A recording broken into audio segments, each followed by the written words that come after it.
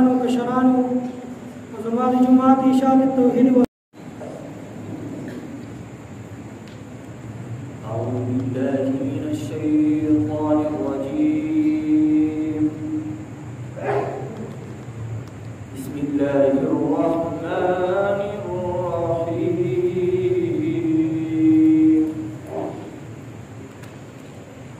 والسماء والطارق وما أدراك ما الطارق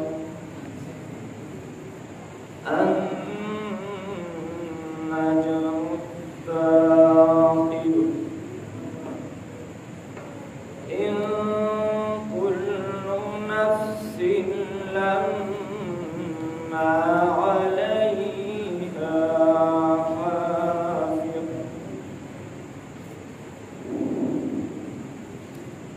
بسم الله الرحمن الرحيم.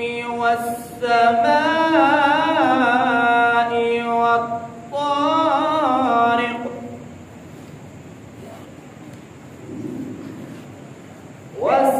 والسماء والطارق وما أدراك ما الطارق النجم الثاقب إن كل نفس لما عليها حافظ. فلينظر الإنسان مما خلق. خلق من ماء دافق يخرج من بين الصلب والترائب إنه على رجعه لقادر. فلينظر الإنسان مما خلق. خلق من ماء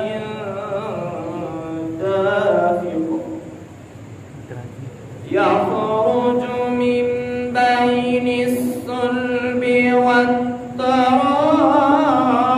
والترائب إنه على رجعه لقادر. يوم تبلى السرائر فما له من قوة ولا ناصر. صدق الله العظيم. الله تعالی د دین د خورولو لپاره چې کوم کوشش کیږي هغه په ژبه دی که په توره دی او که په قلم دی هغې ته جهاد ویل کیږي. کسب د فاحشاتو رسوماتو او منکراتو نه منع نه کړي نو پوهه شه چې د په منځ کې نقصان دی. عزتمند زموږ نه پکار دی چې په خپلو منځونو باندې محنت وکړو. کتاب دی چې جومات د شاعر الله نه دی یعنې دې بې عزتي الله رب العزت حرامه کړې ده. دارنګې یو حدیث کې راځي نبی کریم صلی الله علیه وسلم فرمایي چې چا د الله رب العزت په لار کې جومات جوړ کړو نو الله رب العزت په کو د سیرت معنی ده د چا کارنامې او کارکردګۍ خاطه کول. لیکن تنن تاریخ پورې داسې محدث مفسر او مدبر او محورث نه پیدا شوی. نزول کی او کم نوی پس د سوره انفال نه نازل شوی دی. رابط د سورۃ مخ د سورۃ سره په ګڼو وجوه باندې دی.